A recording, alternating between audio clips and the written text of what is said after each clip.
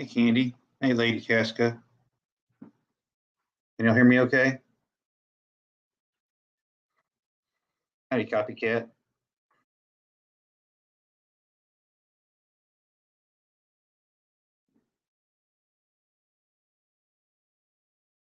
Good to see all y'all.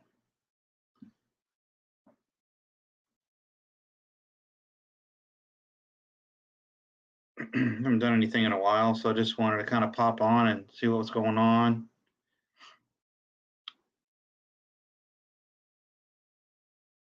Y'all hear me okay?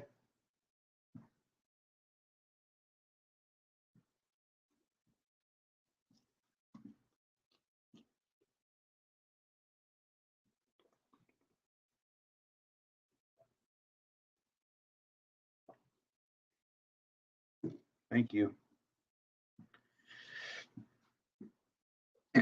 Well, first of all, I've been very busy with work. I know it sucks, but is what it is. Um, but I've been paying attention to a lot of what's going on. Of course, like most of y'all, I'm sure y'all pay quite a bit more attention on a daily basis. But man, it's just worse and worse every day. And it's easy to get burnout, I think. Hey, Beth, you kicking it? Hey, TH2, good to see all of you. But yeah, it's easy to get burnout, right? Because most of us that are in this lifestyle, that are serious about it, do it every day. And some of us think about it all the time. And I certainly fall into that category. And I think when you get to that point where, it's just overwhelming, and I think a lot of people it catches them, like that, where they're just overwhelmed and tired of processing whatever they've reached the what do you call the limit of their, prepability, if you will. And some of it's, psychological, some of it's budgetary, right?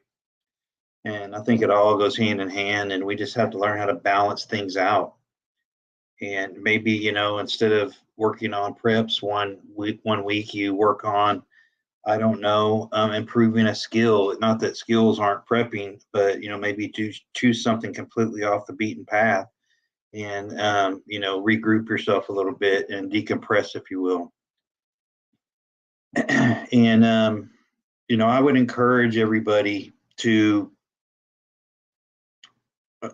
again, keep things simple and balanced. So I guess that's the point of what I like to get across to people is don't get too overloaded one way or the other, honestly.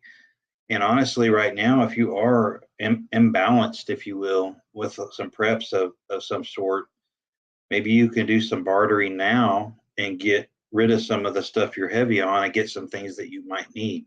It's just a matter of, reaching out to the right people and don't broadcast it online, I don't think, but people that you trust and your sources, your mag, if you will, you might just check with them and see, hey, I've got a little bit of this, I'm willing to get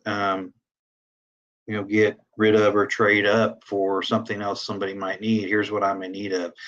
Just use your networking and your sources like that. You'd be surprised sometimes. Like my brother, he had an extra Kevlar helmet, for some reason. I don't know how I got it or whatever, but he was in the Air Force, but and I had an extra, armor vest, and we just did a little swap, and so now we've got a helmet and a vest. So just a little horse trading like that. It's always good to have that opportunity and ability to do so. Hey, Lenora, good to see you. I think I got the rest of you in here. But yeah, I haven't done a whole lot lately. Like I said, I've just been swamped with work, and I've been trying to watch people's videos, of course, on a daily basis, especially early in the mornings before I get going. But man, it's you got to make hay while the sun's shining, if you will.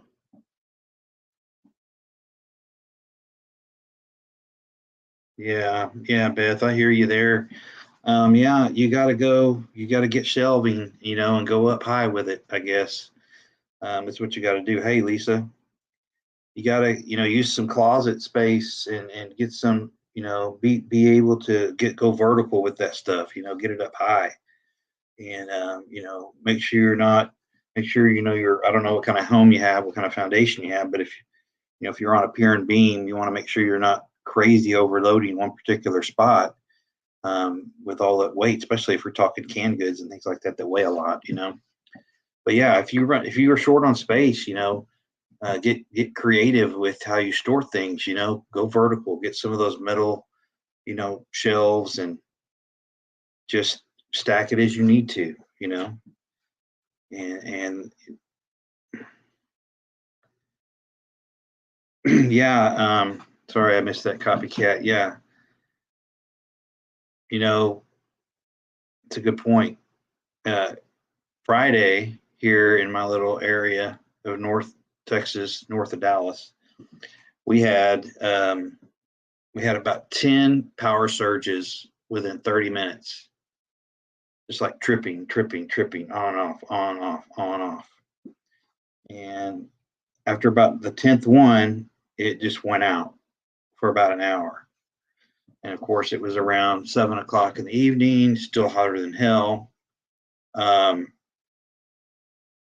you know, it was a real deal for about an hour. Luckily, the house was climatized with AC because we keep it pretty low. But I had I just pulled out my little cordless Ryobi 18-volt fans and turned them on, and it just kept the air moving just enough. It was only out about an hour, but it was in the evening time, so I probably wouldn't have cranked up my generator until the next day if it would have come to that. Um, you know, so as far as water problems, I could definitely see it being an issue because power plants. We use the hydroelectric for most of our power generation here, and who's really got a problem is Vegas. They have a major problem with Lake Mead about to dry up, and I don't know what their backup plan is, but that's a major problem out there. Hey, Glenn, good to see you. Hey, Mad Shad. um, but yeah, I think water issues could be a real deal. Real deal. They're already having water restrictions here, and we had a really wet spring. Lakes are all pretty full here in my area, so that thank God goodness for that. Hey, Debs. Hey, Christina. Yeah, this is my first live in a while. I just figured I'd jump on and do it, see what everybody's going through, and you know, I would of course watch the crazies. The further that we go down this road, the more madness is going to rear its ugly head. And again, a lot of the stuff that people talk about, like off the wall prepper and people like that, a lot of us kind of in this group, we encourage empowerment over fear, right? Empower yourself to be better at what you can do to insulate you and your family and your property from would-be perpetrators, and keeping your eyes out and eyes open rather, and your ears open, because a lot of criminals are obviously looking for targets of opportunity, if you will, and they want soft, unsuspecting targets that aren't going to put up a fight so they can grab and go. Um, some people want to inflict harm, and that's okay. They just have to be willing to pay a price if they do it to the wrong person. You know, and if you can safely and proficiently operate a firearm for self-defense, I would encourage you to do that if you can do so legally and safely.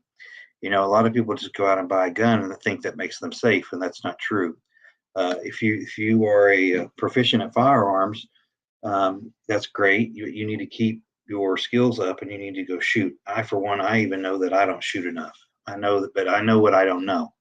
A lot of people, they don't know what they don't know, and that's what makes them dangerous. And people have to understand that if you're in a situation where you have to use deadly force, um, it's not like the gun range. Okay. It's not a clean, sanitized, climatized environment.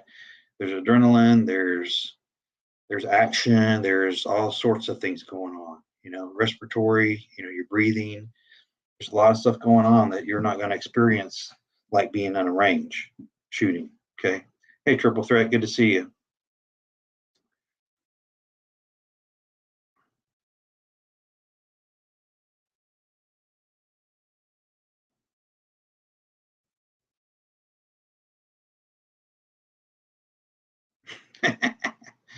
Yeah.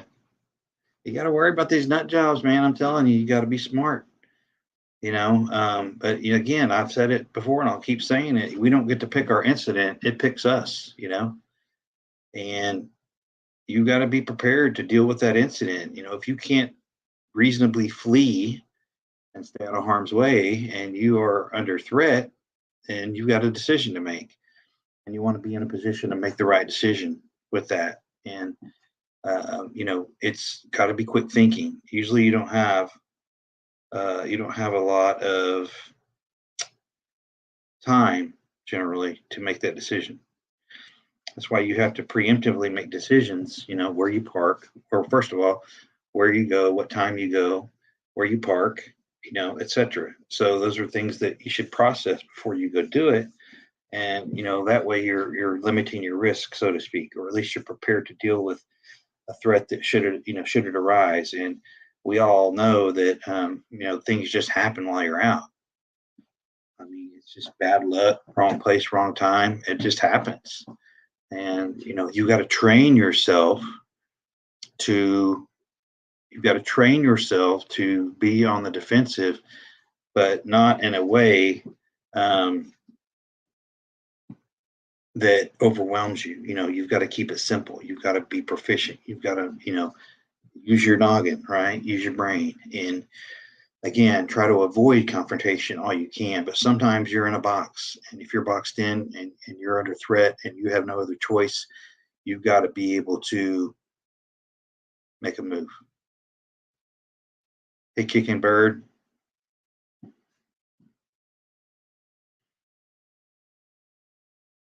That's right. That's right, Glenn. We've done a lot of videos on situational awareness, risk management, processing threats, etc. And there's a lot of videos out there, mine and then others as well. So there's a lot of good. Yeah, please, mods, please feel free to drop people's links, and that'd be great. Perfectly fine with that. Um, and so I think if you make for instance, I'll give you my daily routine, and I don't have a problem saying this at all. I say this just because I want to help people. So I carry a pretty decent firearm on my person every day, unless I'm going somewhere into an area like an airport or something that has a metal detector. I have my firearm with me every day, driving down the road, out in the yard, going to the mailbox. It's that type of deal. It's like putting on a watch for me, but it always has been. I've always worked into the, hey, Bonnie, it's good to see you. And, some people aren't, number one, they aren't comfortable with firearms. Some people can't afford firearms, and that's okay too, but you can make other decisions to help yourself out there. Just make sure that, the thing about pepper spray, and other non-lethal weapons and lethal weapons, just make sure that you're in control of that device, because the last thing you want is somebody to get that from you and use it upon yourself. You don't want to have a reverse threat come up with something you brought to the game, right? If you're going to carry a firearm, you better be prepared to use it. Hey, off the wall, good to see you. But, um, you know, everybody, I think, for the most part, on these channels, that comes on the reg, like Off the Wall, Mag, and all these other channels that do the same, sort of the same food groups, if you will, on a daily basis. Most people know what to do. They know the food groups. They know the preps. The matter of just I think, evaluating your own personal situation, your geography, your environment as far as rural or urban, and just processing all those things to up your game, if you will, and make yourself a more better, opponent to a threat, if you will. Hey, Bill from Hill Country Prepper, good to see you, man. Appreciate you coming in. Y'all check out Hill Country Prepper if you haven't. Got a really good channel. A Triple Threat too. She's got a good channel as well, and Off the Wall. But I was at Walmart last weekend, and it was, for some reason, man, it was full of tweakers. I mean, chicken heads were everywhere. Excuse me if you find that offensive, but they were crawling all over the place. Hey, Color Drop, good to see you. But yeah, there's no shortage of tweakers out there, and they got to do what they got to do to stay high, and they'll steal from you, their own mother, their own father. They don't care. Drug addicts in time of need are dangerous people because they got to stay high. All right. So, obviously we know the drug epidemic in this country is out of control and has been for years, or decades, if you will. And so the level of insanity that roams around this lifestyle of drug use is, there is no bottom to the pit. And again, druggies will do anything to stay high. That's the number one goal, is to stay high. And when they steal from people, when they steal to get their dope money, stuff that they can go pawn or trade for drugs, what they do is they don't even think about who they're stealing from. Okay, they're getting revenue to go stay high. That's what they want.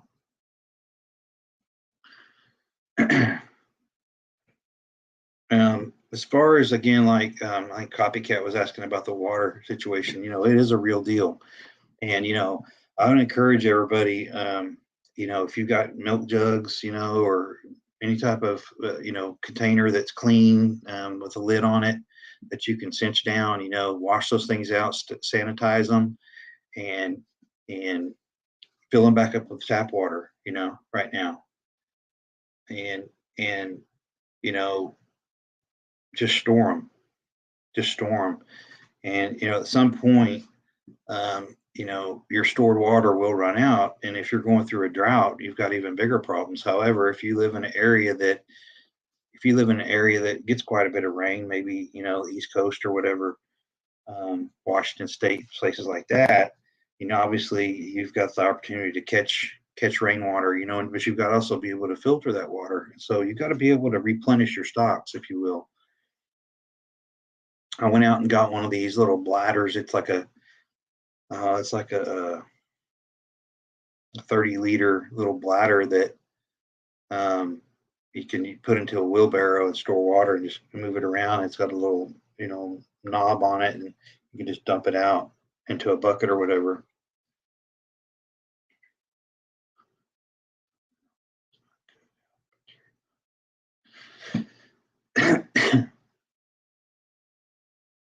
Well, I have a way that I sanitize milk jugs, and there's a way to do it. You can't just fill it up with water, right away. You've got to rinse them, and I'd put a little bleach in there, and I shake them out and let them dry real good, and I even give them a second rinse. So, anyway, that's, people can make their own decisions with that, but I just again, you may have jugs that you use for cleaning things and not drinking, right? So you may have like an old oil container, that you used for peanut oil or something like that, right? And you may wash that out as best you can, and just use that as what you call non-drinking water, or non-potable water, if you will, which means it's not drinkable. You're just going to use it to maybe wipe things down or clean something, or use for toilet flushing, etc. My biggest thing right now is prepping for winter, and I think that with all the gas plant explosions, that I mean, people, come on. I mean, the time for you know the time. Hey, Amber, good to see you. Sorry I missed you. The time for denial is obviously over. And I think you need some means of energy backup, especially if you live in a cold climate. Obviously, I think most people who live in those climates regularly have abilities to have either a fireplace or a wood burning stove or something like that.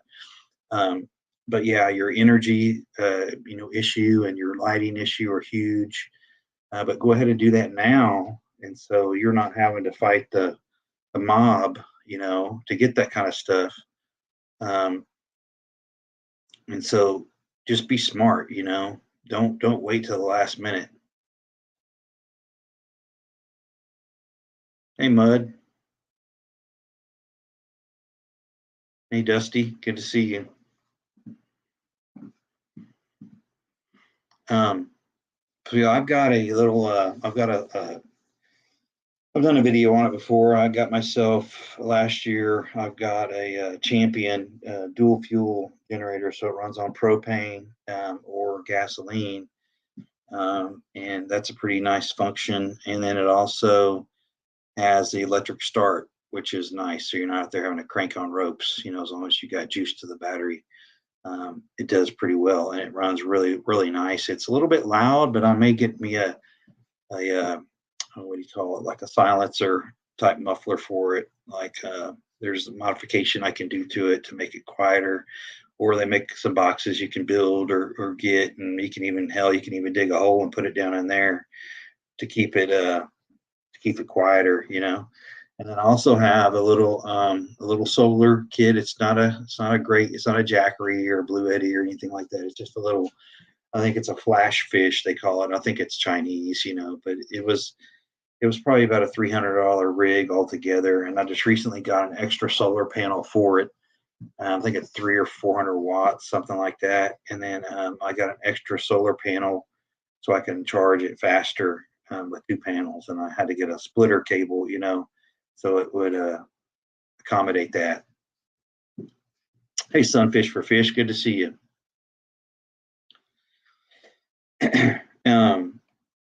Yeah, I'm just looking through some of the comments here. So, energy.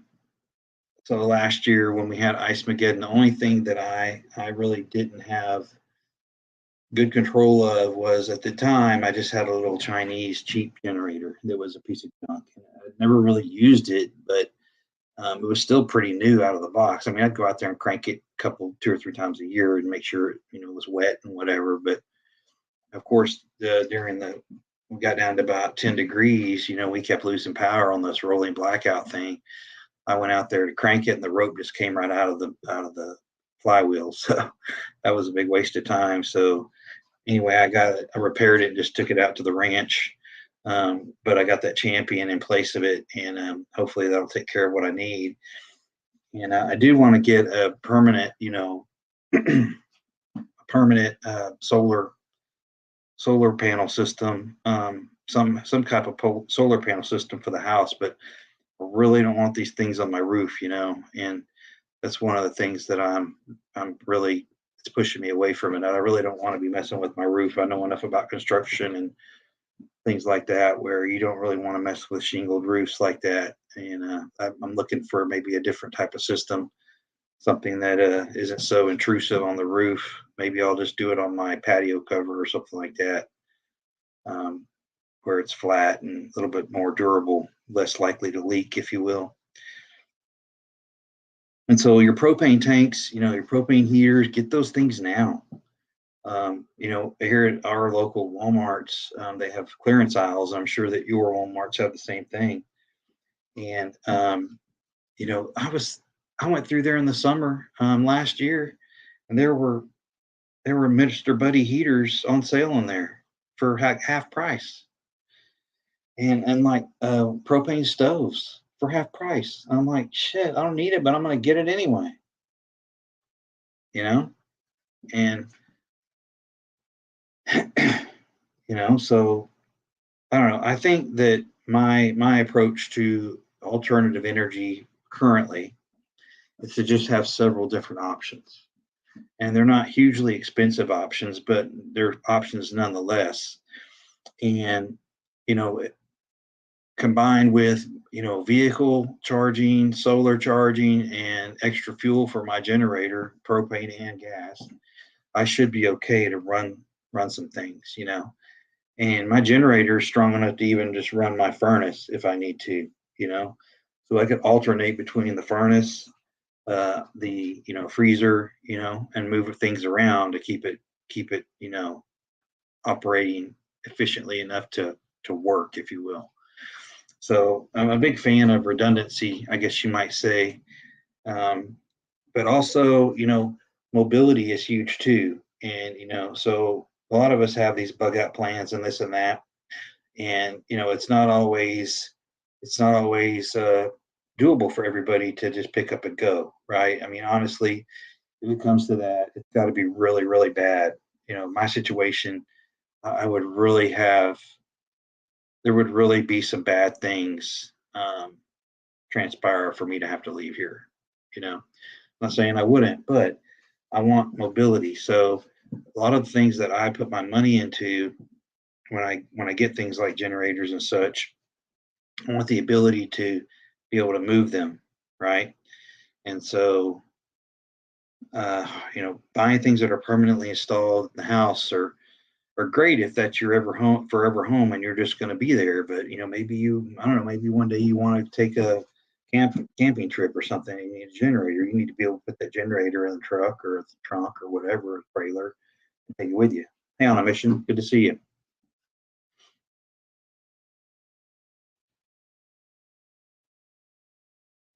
Yeah, absolutely. Absolutely.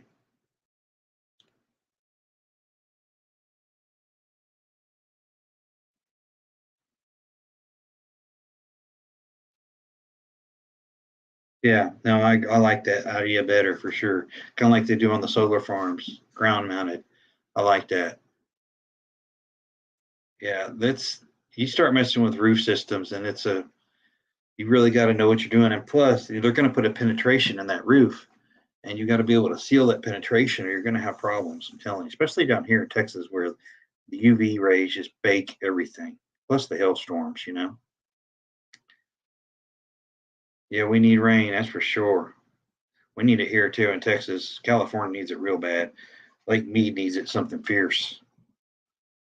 I don't know what Vegas is going to do. I mean, if they dry that lake up, I don't know what they're going to do. I don't know if they have a backup plan or anything.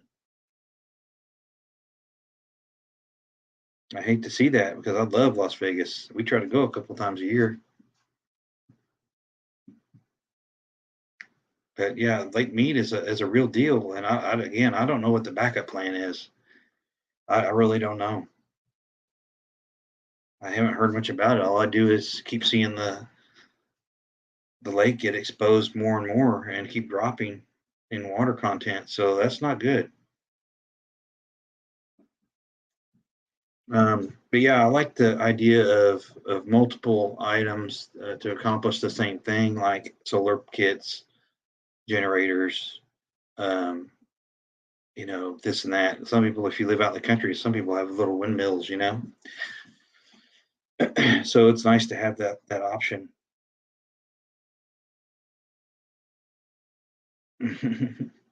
Oh yeah, just wait. All these deniers, they're going to be having a rough ride. I'm telling you.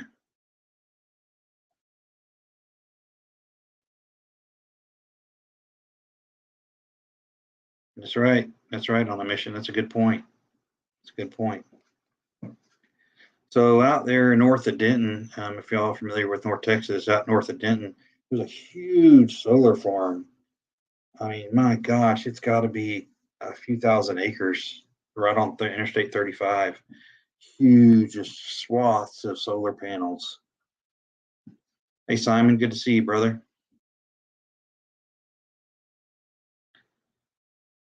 My friend works. Uh, wow. Yeah. Crazy.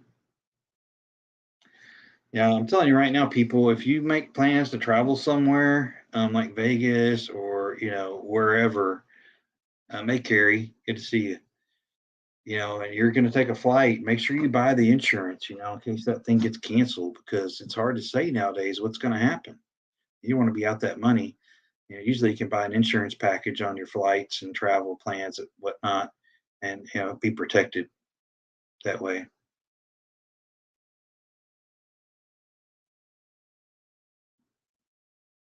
Yeah, Carrie, that's a good point.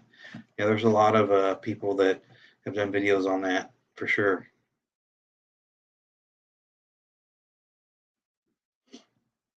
And the golden rule, I think, is 1 gallon per person per day water for drinking, bathing, and cleaning. But I mean, honestly, that's not very much water, y'all. I think you probably should plan for at least 2 gallons per person, honestly, especially if it's hot, like down here where I'm at.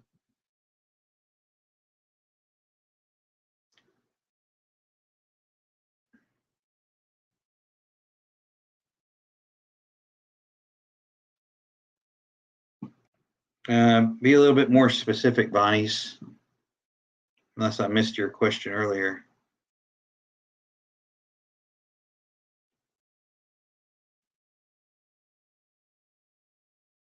You got that right on a mission. You got that right. And let's be honest, people, especially people that they're walk in faith, right? I mean, we're we are traditionally a benevolent society. We want to help people, but some people. Bye, Lenora. Good to see you. You know,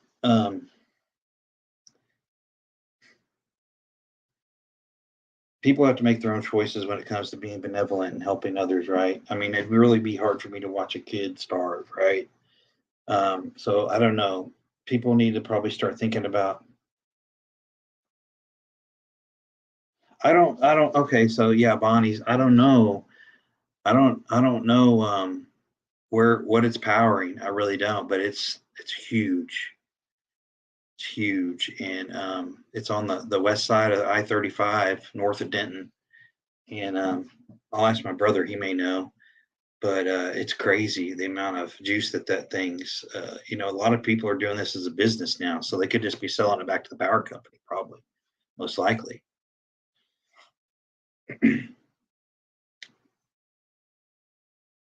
But I can ask. See, he might know. Bye, Bill. Good to see you. But I'm not telling anybody anything new that they don't know. Most people know that there's real deals going on, and you can believe about half of what you see and none of what you hear. So I would be certainly, I would be involved. I would be diligent in what you process. I would also um,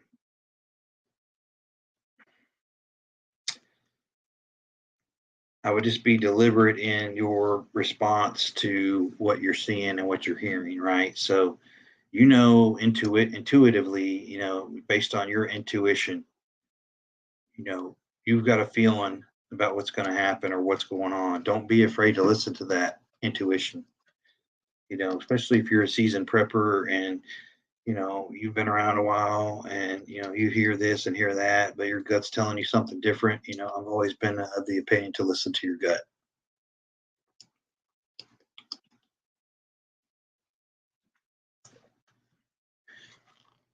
You got that right, Simon.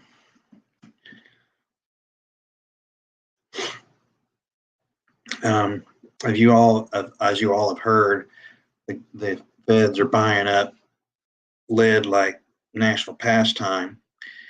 And I'm not telling you to go out and blow your paycheck on lead, but if you need things, um, I would grab them. And I've done videos on this next topic too, as far as the pew pew stuff, 2A stuff, lead, etc. if you're going to go out and spend capital on this stuff, okay, with all the crazy grab talk and regulation talk about regulating us out of the 2A, you need to be creative. You need to be creative on how you store, where you store and where you basically keep all this stuff. You know, you need to, you know, number one, keep it safe. Number two, keep it accessible. And number three, keep it maybe hidden in plain sight, if you will. Hey, Alan, good to see you. And there's all kinds of cool ways that you can store things, if you will, whether it be your vehicle, your home, whatever. And I don't care if you're in an apartment or whatever. And some people live in better areas than others. Some people live in safe areas where nothing really happens most of the time. But if you're in an area where you've got, say you're in an apartment complex and you've got people that are always out looking around and seeing what people are carrying or whatnot, or if there's massive armed robberies in your area, and you're driving home from maybe picking something up that doesn't need to go in the house right then. Say it's 2 in the afternoon, where all the turds are just waking up, looking for targets for opportunity, and you come to your apartment and there's a bunch of people around or whatever. Maybe you wait till the evening to get that stuff out of your vehicle and bring it to your apartment, so nobody can really see what you got, and you can just do it quick and quietly, and be thinking about stuff like that. People are watching. What else do they have to do? Most people, some of these people in these, I shouldn't say most, a lot of these people in these apartment complexes just don't work. They just hang out, you know, and what do they got to do but look around and jump somebody and take their stuff? I mean, you got people getting jacked in the parking lot for groceries. It's crazy. Broad daylight.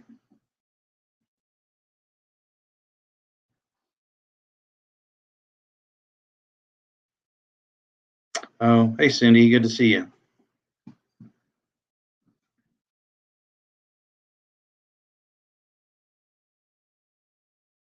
Yeah.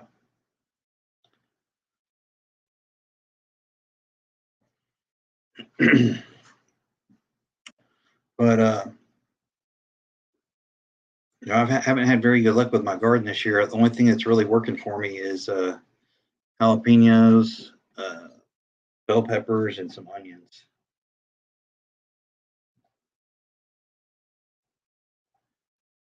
And uh, honestly, it's just been so damn hot. I'll even bring them in under the patio sometimes during the heat of the day, and they're just wilting. That you can barely take it.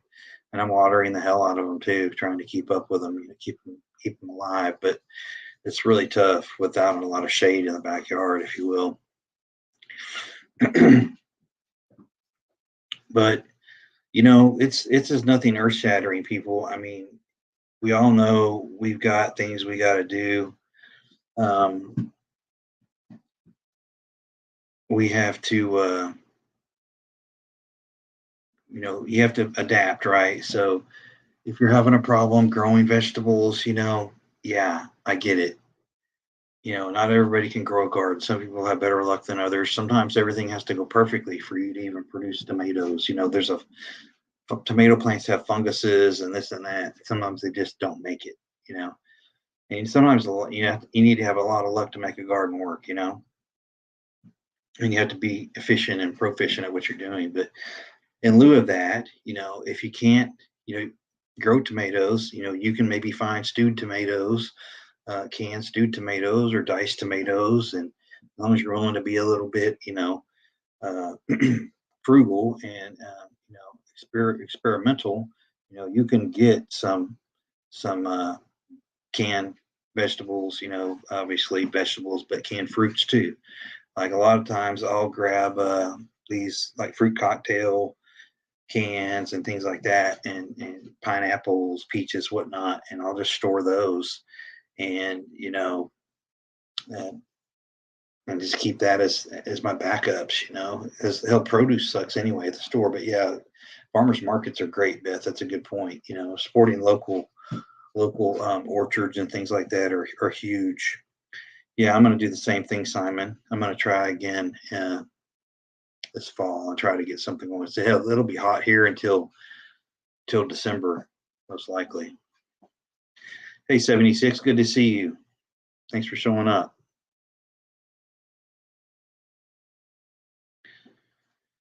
But yeah, the heat's just brutal on these plants. It's just crazy brutal.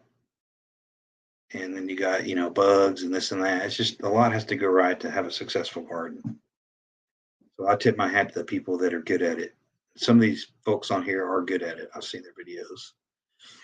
I think Beth D has a nice garden, if I remember right.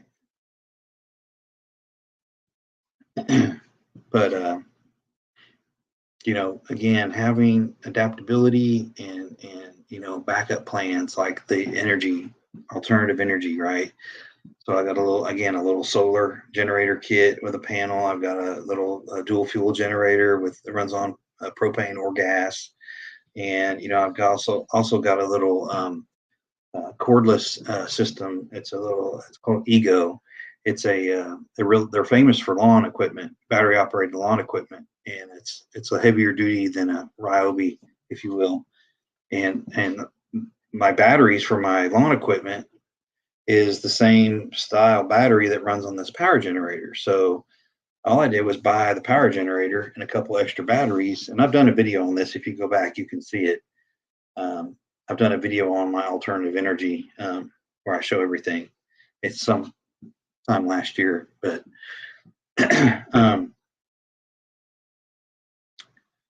you can see the differences and the options that I chose. And again, it was to just have a multitude of things to pull from. But this Ego power bank, if you will, it's got a solar option with it. I just found out, and of course everything's on back order now, so you can't really get it. But Lowe's carries this system. It's called Ego, EGO, and they got some really cool stuff.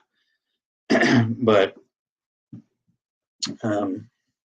I figured since I already had the batteries for the lawn equipment, I would just get the power generator, and I did that last year too, and it's pretty robust, to be quite honest with you.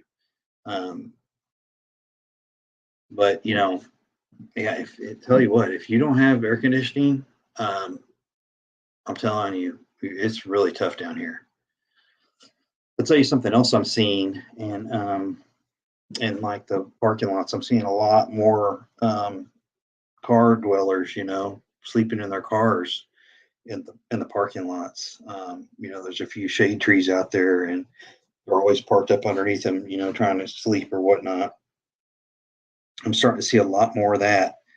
Don't be afraid. Don't be shocked if are walking through a parking lot, you see somebody just sleeping, in their car, because people are doing what they got to do. Unfortunately, it is what it is, and I feel bad for them. People that have to go through that, but it's sure to get worse.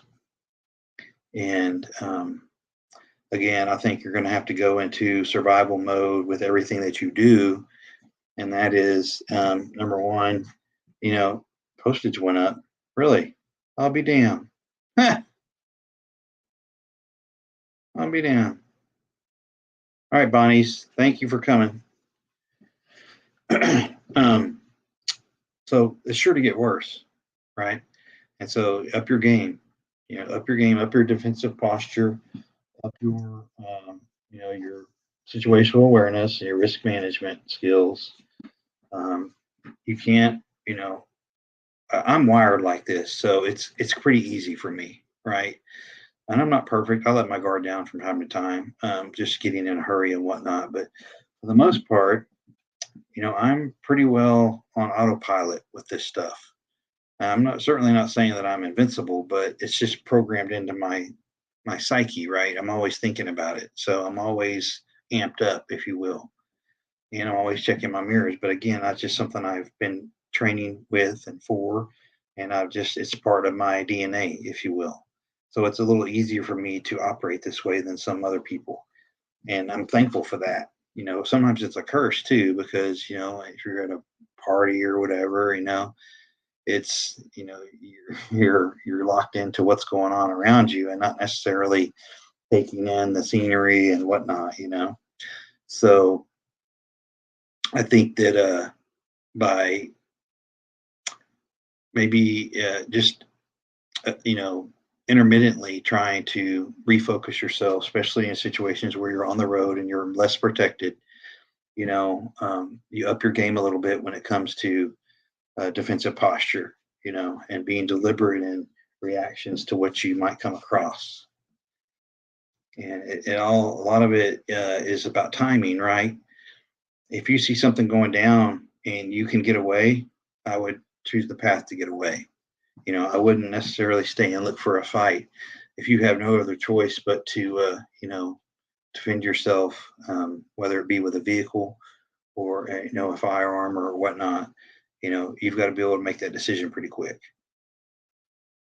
And remember, when seconds count, the police are only minutes away. That's something else you have to remember. Nothing against the police. I'm just saying that there's only so many to go around, and they've already let people know that if it ain't, evidence collection, they're probably not coming.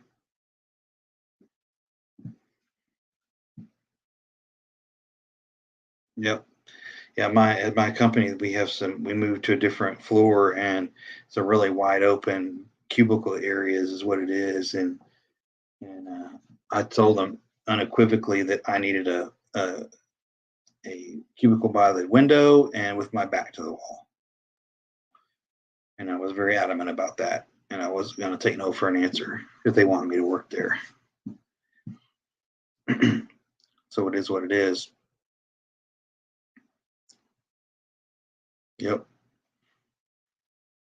And again, folks, and tell you something else. I mean, I heard about this Walmart home delivery. Man, you talk about some crazy stuff.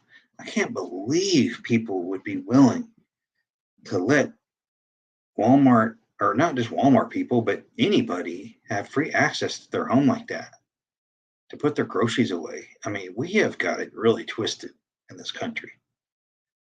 I mean, that's just nuts to me. There's going to be all kinds of problems with that. People are going to have to learn the hard way.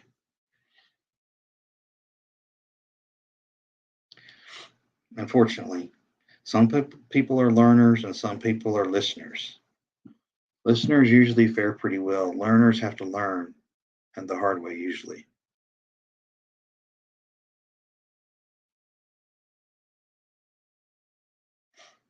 I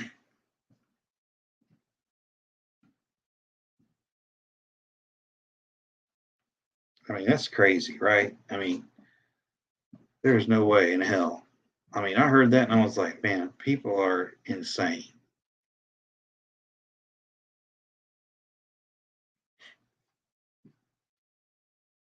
I wish I had a motorcycle. Hell, I should have got one. Now they're way overpriced. I got a mountain bike though. Hey, Tennessee Ridge Runner, good to see you.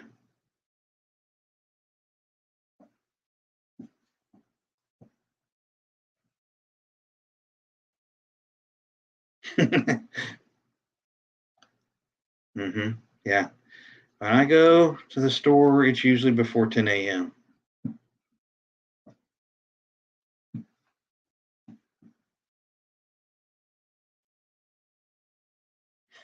And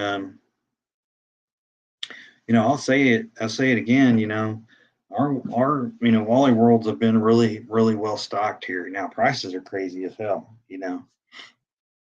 No doubt about it. Hey, I hadn't had one in a while, Ridge Runner. Sorry, man. I've just been busy with work and everything else, and you know, YouTube shadow banning me and playing games. I just don't have time for all that, but I do miss all y'all. So I'm going to try to do stuff as I can here, and I know a lot of the stuff is so watered down. Everybody's talking about, the same stuff. There is a lot of variety, but it's really hard to come up with content that is applicable and, relevant because it's all being done.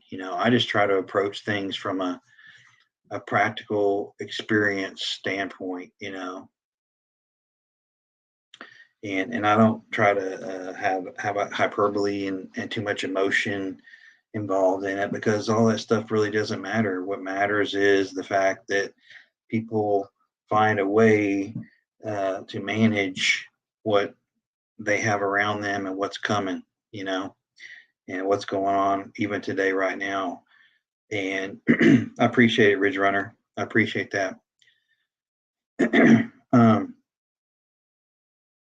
Another thing I think that people might overlook, and I know some people have covered it, Off the Walls covered it, and then of course all the financial guys cover it, and that is the move to precious metals, to hedge your bets against the falling dollar and inflation.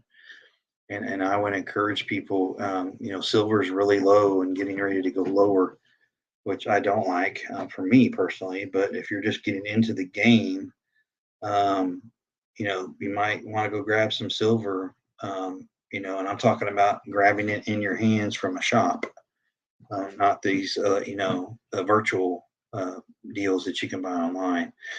I think, anything that you can hold in your hands is tangible, like gold or silver, platinum, what have you.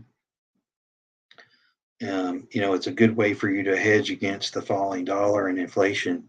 I've heard that silver may go as high as $1,500 to $2,000 an ounce at some point. And so, if you can buy it cheap, it might be something worth holding on to for a while. I'm certainly not a financial expert and don't want to give that impression at all.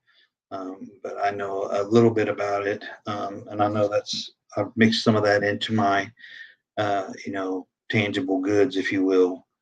Um, yeah, I saw that, Alan.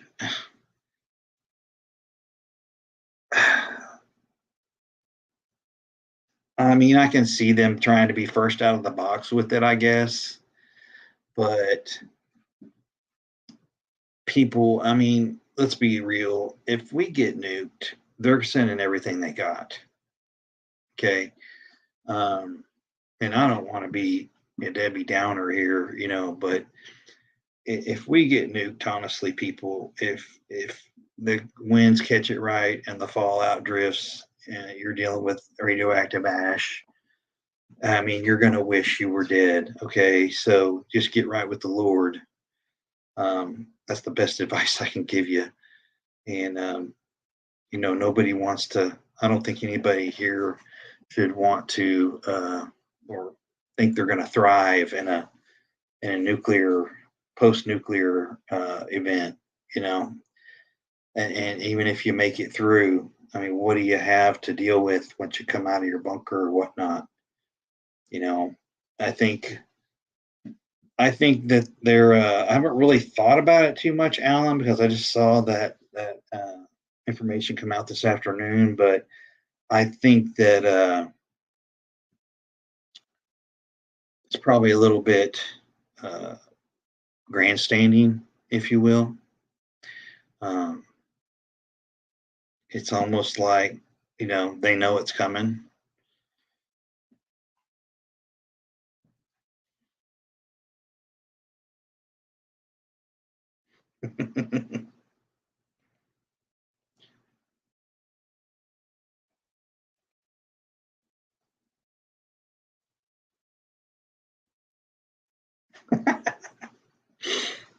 No, I think info is great. I mean, you should know the basics, right? I mean, I'm not telling you to just go out and throw yourself on the ground and not do anything, but as civilians, there's really just only so much we can do. I mean, again, if you are able to survive the blast and the fallout for a while, you're going to have to come out eventually. And maybe you get lucky, maybe you don't. I don't know, but I hope it doesn't come to that, because if I was going to nuke America, I would send everything I got, and there would be no doubt um, what was getting ready to happen or what was happening.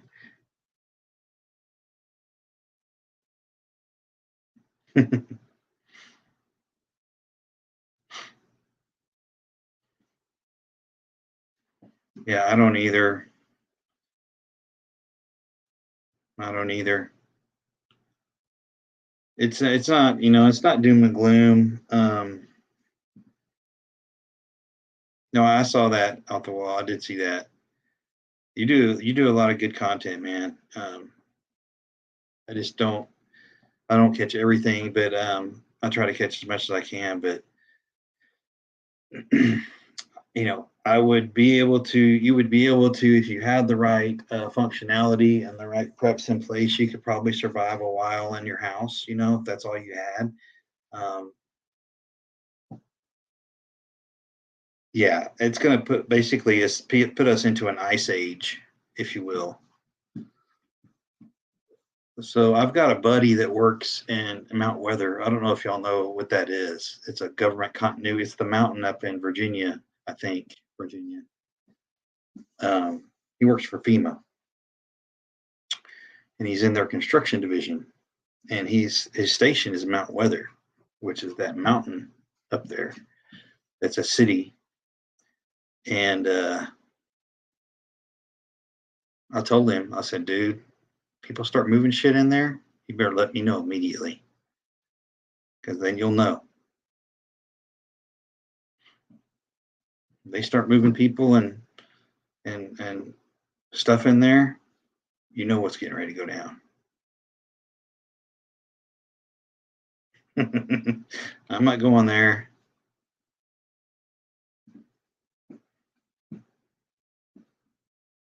But I think if we get nuked, it's coming. It's all coming at one time. Overwhelming force. And I certainly hope it doesn't come to that. But yeah, no.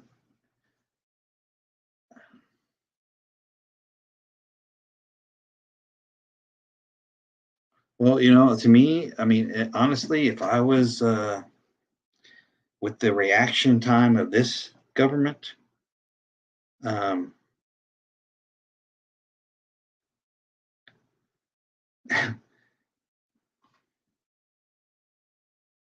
if I was, another government, I would probably EMP us first and say, "You get it now." And they say our silos and everything are EMP proof, but I don't know if I believe that. Hey, good to see you, ETP. Cool, man. Thanks for stopping by.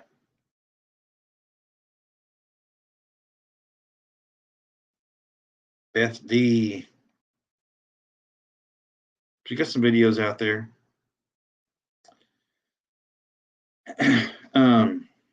Yeah, Ark Wild Man, good to see you, bud. That's another good channel, guys. Check him out. He has a lot of good scripture stuff. So is Off the Wall.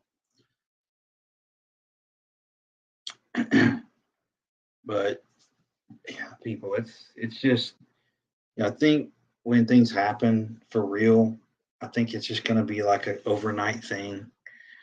I think that element of surprise is always uh, what you want if you're fighting an enemy.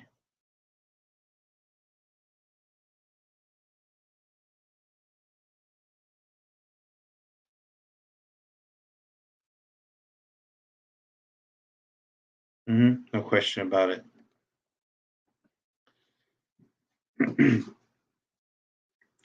If you got a wood burning fireplace and you ain't got wood stacked up right now, you're wrong. You need to go get your firewood right now, and make sure your flue is cleaned out, your stack is cleaned out, so you don't have asphyxiation problem on your hands, right?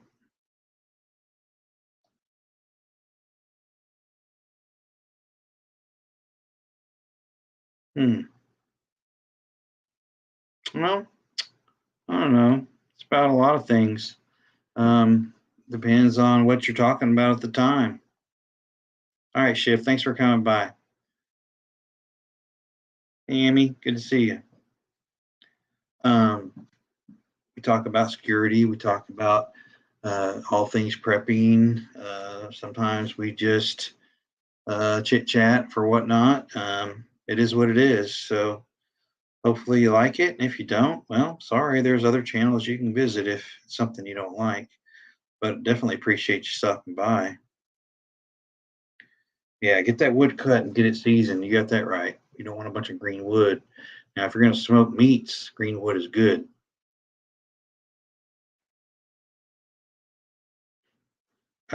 Yeah, I will tell people if they don't have a wood burning stove in their home, like in Texas, there's just not a lot of people that have that. Obviously, we don't typically, they might rethink that now since Ice Mageddon. But, you know, and I do have a decent a decent gas grill that's fairly new. But I also bought a little charcoal grill that I have as a backup, and I want that backup situation in case I need to burn some mesquite logs or whatever for cooking or whatnot. So, oh,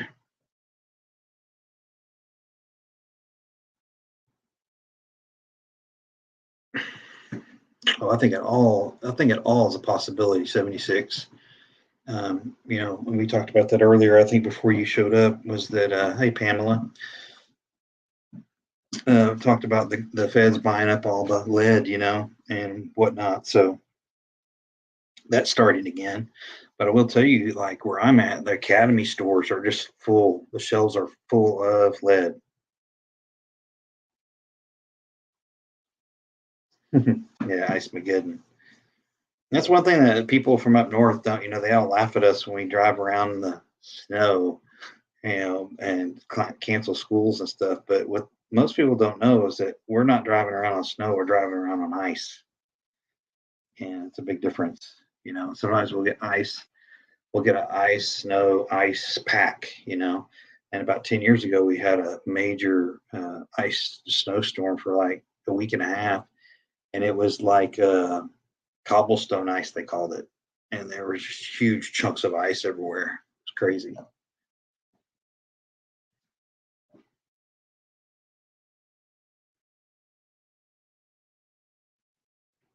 That's right, Mud. That's right. That's right. So yeah, I got one of these just a little. It's kind of a cast iron little, probably a. It's probably just like a one by one cooking surface. Pretty small, but it's just something different because I have access to. If I have to, gut it out at the house here, I've got, got that backup capability, and I've got, about 700 acres of mesquite wood out at the ranch that I have access to. And of course, if we're out there, that's all we cook on is mesquite logs. Um, you know, we uh, we have just acres of it, and we don't even really have to cut it anymore. We can just walk around and pick up deadfall and snap it and throw it on a cooker, and we've got coals, really good cooking wood. I mean, it burns really hot. And for those of you that don't know, and you burn mesquite wood in a brick fireplace, you want to make sure that you don't get that thing too roaring hot, um, because it will crack the mortar and crack your brick in your fireplace. Mesquite wood burns really, really, really hot. So you don't need a whole lot of it to keep warm. But yeah, I mean, we could cut mesquite wood for probably 20 years, honestly, and not put a dent in what we got. Mesquite trees are very resilient and they thrive in droughts, and they just live through fires and everything else. They're just a really robust tree that they have some thorns on them, so you got to be careful. They also actually grow beans off of them, and people make mesquite bean jelly and things like that. Um, Back when times were tough, that's what people did. You didn't waste anything. But getting ready for winter now is what it's going to take. And of course, I think people up north that deal with those elements on a regular basis is they're good to go, generally speaking, because that's something that they have to do, heating oil and all that stuff that they go through. I'm sure it's expensive now, but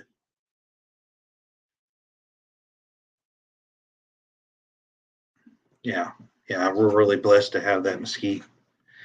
It just, I mean, some of them are so big you can't even wrap your arms around them. That's a big mesquite tree, very old. Man, they do have thorns. Like I said, you got to be careful. Um, they hurt. Something else we have out there that grows around mesquite trees a lot of times, especially in West Texas, is a little bush called a chaparral bush.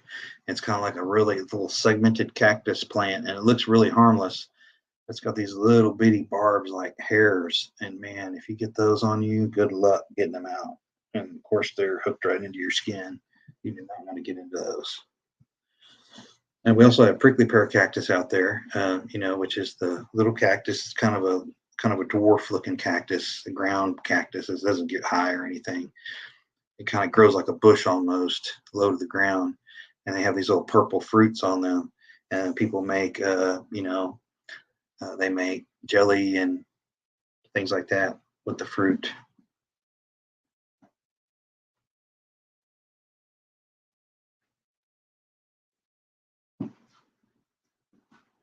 Yeah, you're right about that. Get your winter stuff now. That's a fact. I mean, Europe is screwed with the gas thing. And I don't know what they're. My daughter lives over there, and I told her to go buy some electric heaters and extra blankets, whatever she can get her hands on, because it's not going to be fun. But who knows if she's listening? I don't know. Hopefully she is. She's grown, so she makes her own choices. But being able to make do with what you got, it's big. And if you got a supplement, do it now because especially if they're hard goods, right? Heaters, hoses, valves, things that aren't going to go bad. I mean, you're not really wasting your money, right? Like extra propane tanks, I've probably got a total of about 6 or 7 propane bottles right now, the grill style ones. And hey, Farmer Son, good to see you. Um, and so I keep those on hand, and then I also uh, have extra supply hoses and regulators for them too, just in case. I got them on sale at Walmart. I'm telling you, they were like $6, whole hose and everything. Even the little camping bottles of propane have gone up. The little Coleman bottles, and I also have an adapter for my grill tank bottles that I can refill those 1 pound Coleman bottles with. And if times get tough like that, so you can go get one of those uh, hoses to refill your 1 pound bottles at Wally World in the camping section. I suggest, if you have the little 1 pound bottles, don't throw them out because you can refill them with your grill bottles at home.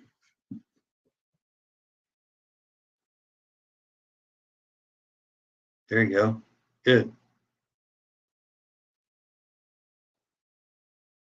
Better to have and not need than need and not have, right? Especially if things you can get at a decent price right now and only sure to get worse as time goes on here, right? I'm a big fan. I've told people this before. I'm also a big fan of the Ryobi cordless system, the 18-volt one plus system. They have so many cool things, and I've got a video on that too. They've got lights, inverters, fans, radio with Bluetooth, just little stuff that is really handy. All right, Kicking Bird, good. I'm glad to hear it. I was up through there last week, a couple of days. Went up there to Windstar, did a little damage. So I always go by Buck Creek and think of you, man. I go the back roads. But yeah, the little Ryobi gear is really good. I mean, they have so many accessories for that system. I encourage people to go check it out. And the word on the street is they're coming out with a solar kit for all that charging things that they have. And that's a game changer there. And if you go to Home Depot, I don't know if you people are going there every now and then or whatever, but if you go into the Home Depot, they pretty much carry exclusively Ryobi cordless equipment now. But if you can find the rep in there, the Ryobi reps, they have a lot of information. Like I wanted to buy their little, have a little 18-inch. I'm sorry, I think it's maybe a 14-inch chainsaw, cordless chainsaw. I'm like, yeah, you know, I don't know, it's kind of pricey. And she was like, well, I have a coupon. You can, I'll, give you 20% off today. And I was like, okay. But, I didn't have a case. I need a case for it. I don't want to just have a chainsaw rolling around in my vehicle. And she's like, I have a case in my car. If you buy the chainsaw, I'll meet you in the parking lot and give you my case right out of my car. I'm like, done. Well, I got, a $30 case for free and 20% off the chainsaw. And it runs pretty good. It's not as good as a Stihl, but it's good enough for what I use it for. And just for around the our little ranch out in West Texas, just for cutting up little limbs and stuff like that, it does great. And all you need is just bar oil to keep the chain lubed. Yeah, the OnePlus system is good. I love it, Farmer's Son. But yeah, if you go to the Home Depot, go down that Ryobi aisle, and if the rep is there, you'll see them stocking stuff. Just talk to them and see if they have any special deals or coupons. Be surprised. Be surprised. That Ryobi stuff, I'm impressed with it, honestly. And I've sort of bought into this system, and so every once in a while I'll see an accessory that I like. Hell, they have a little accessory charger you can plug into your cigarette lighter, and it's a little bitty uh, little charging cap, and it goes right on top of one of those batteries, so you can just throw it in real quick and charge it. And I'll do a video on that maybe this weekend. But Ryobi makes some really cool stuff, and you can order, a bag online or a carry box, or just to get a Rubbermaid bin or something and put all that stuff in there and keep it all together, where it's nice and protected and out of the, elements, if you will. No, no, I know. I see your point. 76 for sure. I mean, that thing has its place, right? If you're cutting a lot of big timber or whatnot. But for me, in my situation, and I've got gas powered chainsaws too, nothing like you have, but 18-inch bars are fine for typically stuff around here. What we call a tree, most people call a bush. And so the good thing I like about the Ryobi is that it's just small and compact. It uses the same battery system, same charging system that all my other stuff uses, and it just does well. And so again, right price, right time, and I got a free case with it. So it was a buy I was willing to do at the time, and I'm glad I did because it saves a lot of this. And we get a lot of little limbs. Like most of our limbs are probably, I'll say on average 3 inches in diameter, that we cut and grill with and cook with, or burn. We have some big pieces too, but we'll usually cut those with the big chainsaws. But you're just whacking limbs and stuff like that. The little Ryobi works great. And then we also have a wood splitter out there, electric wood splitter. It does pretty good. Runs, it does like about a 14-inch log up to I think 8 inches around, but it does pretty good for what we needed to. Good night, Amy. Good to see you. Don't be a stranger. So anyway, I'm not trying to do a show and tell on my stuff, but the 18 volt One Plus system from Ryobi I think is really useful. Yeah, mine might be a 16-inch. I'm not sure. I'm not sure, Lisa. But the that Ryobi stuff, I'm telling you, with the right situation, it's pretty handy to have. And I may do a video this weekend. I think it's a good idea because I've added some accessories to my system since I last did a video on it. So I may do another video on that this weekend and kind of show everybody what I've added to it. But it's just so useful, pretty amazing. I'm impressed with it. Yeah. So you need a big chainsaw for that for sure, bro. I got you. Yeah. We have some oak trees too, but typically they produce acorns and we like to keep those around for the deer, It's kind of a food source for them. But it's kind of hit and miss on those, but we do have them.